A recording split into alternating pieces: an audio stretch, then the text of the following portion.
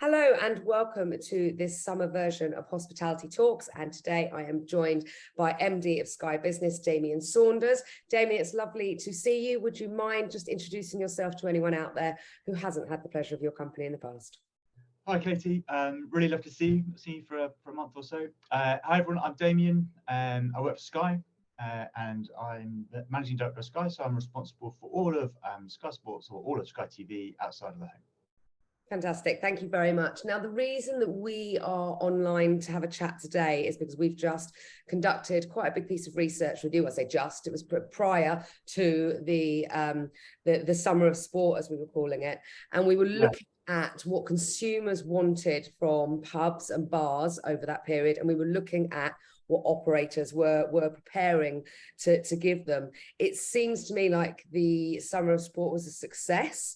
And that it's also shown us as an industry how invaluable sport is as a footfall driver.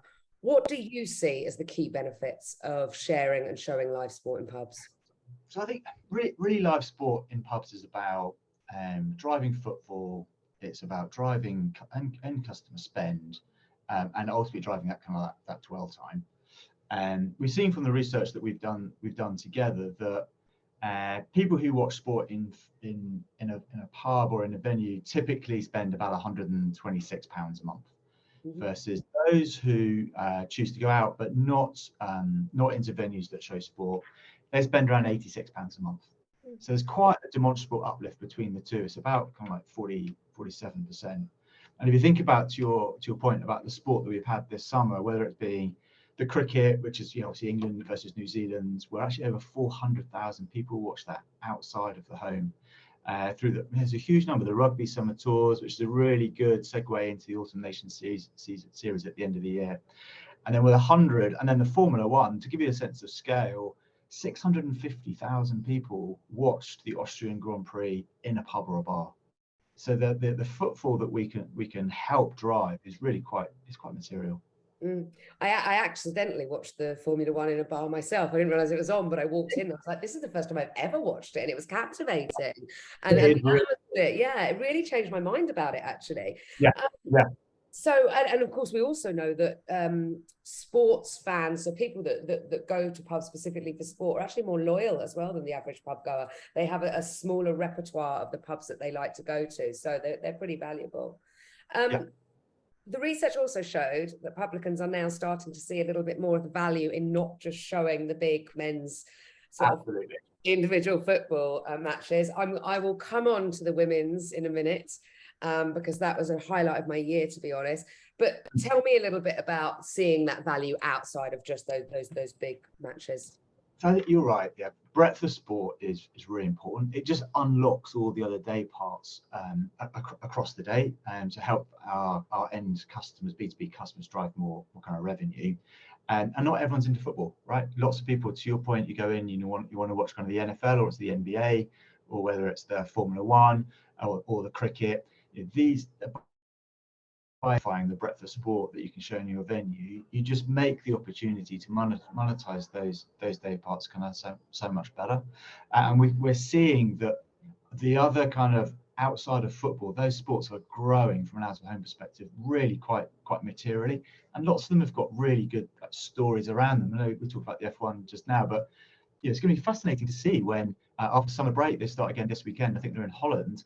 Is Lewis Hamilton and is Mercedes really going to be able to kind of capitalize upon that? They had a slight uptick towards what was the beginning. It was a pretty bad season, right? So there's really good stories that are beginning to unfold across the full breadth of sport that people want to actually go and see and watch and hear about. So it's really important. We can't just hang our hat on one set of fixtures or on one product. You're just missing out on so much breadth. And also, for the greater good as well, is that we need to be representing other sports within pubs. It can't just be all about men's football and rugby. I mean, as I alluded to a minute ago, the women's Euros, which was just absolutely fantastic. And that brings a whole new audience into the pubs, right? Yeah. I mean, well, 1.4 million people watched the Euro final outside of the home. is a huge number.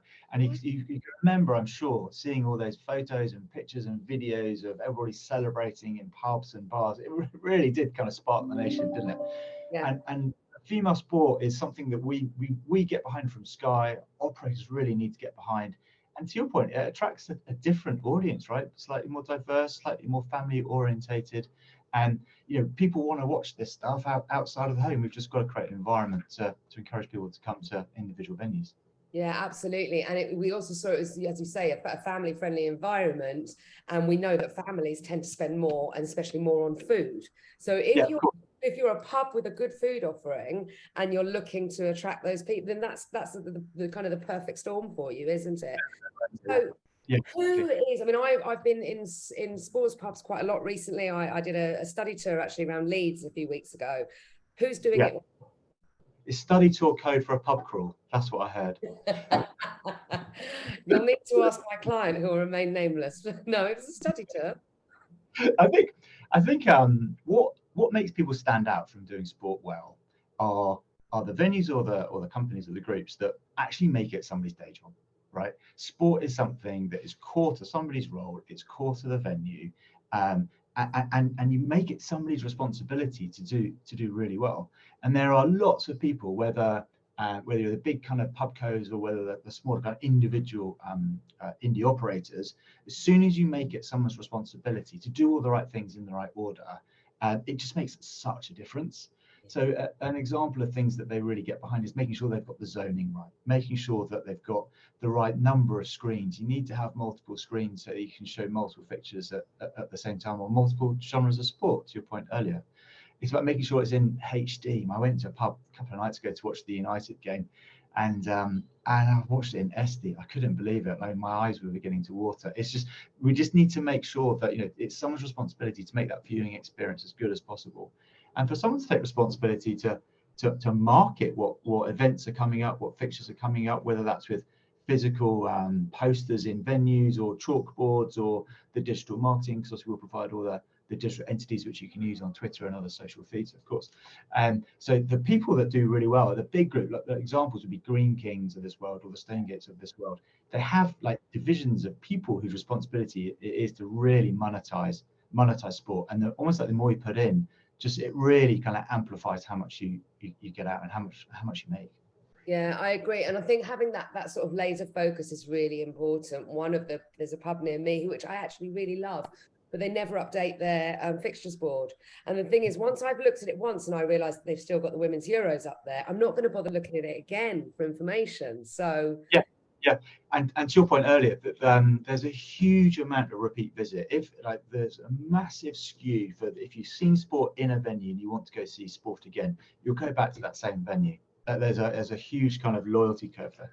Yeah, absolutely. And it is at the moment, with the pub industry and pub and bar industry having to do as much as possible to get people off their sofas and into their venues, they've got to just make sure that the experience is great, the atmosphere is great. And yeah, and some of it, to be honest, isn't it's not rocket science, right? It's not really hard. It's just making sure that in amongst the things that need to be done, it's just prioritized nearer the top of the list, right? Yeah, and I like your idea actually of sort of having almost like a sports champion in the pub, having one person that is checking in on the fact that all of this is getting done. It doesn't necessarily need to be the owner or the manager or whatever it is. It's just somebody with a passion for it is probably the best person.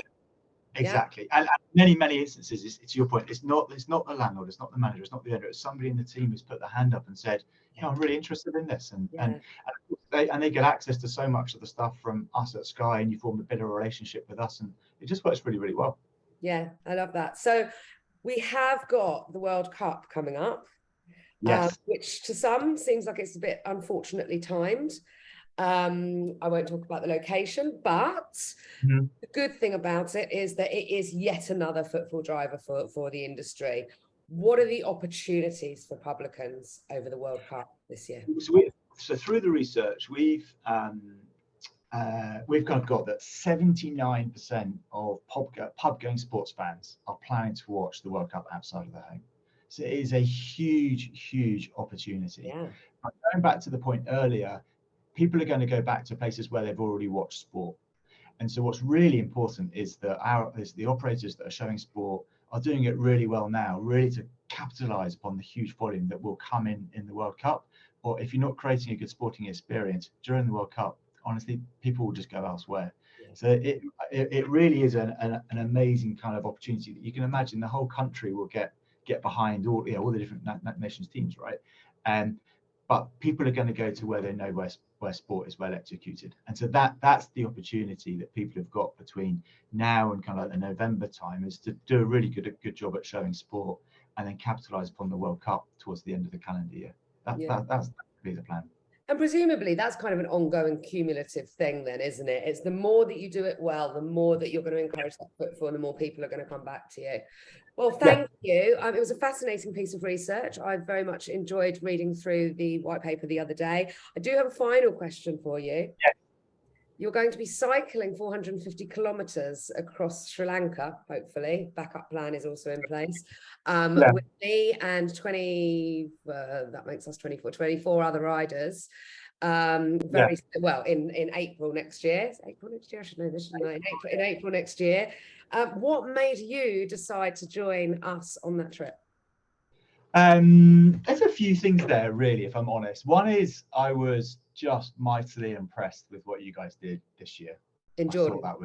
That was in Jordan. I thought to orchestrate that, to get the right people on there, and just the sheer amount of money that you guys have raised, I think was absolutely commendable.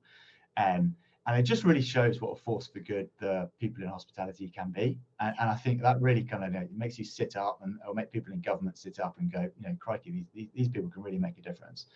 And so that was kind of a primary element. Another one is that just the actual charities themselves, Only Pavement Away and the Licensed Trade Charity, they're just really important, and they need every penny that we can get. And so with being want to be part of something that just feels like the right thing to do, supporting charities that are really important, it didn't take long to want to sign up. I know I wanted to sign up. My fear of cycling 450 kilometers slowed me down a bit, I think, but we'll be fine. Exactly. We will find of getting there. I'll get you a training plan. We're going to be absolutely fine. Don't worry. We have a leave no man or woman behind policy. You're fine. Damien, thank you so much. Thank you for your time. Thank you for working with us on this project. Thank you for joining Pedaling for Pubs. It's going to be awesome next year. And I look forward to seeing you at the next industry event. Yeah, all right. Take care. Love to see you.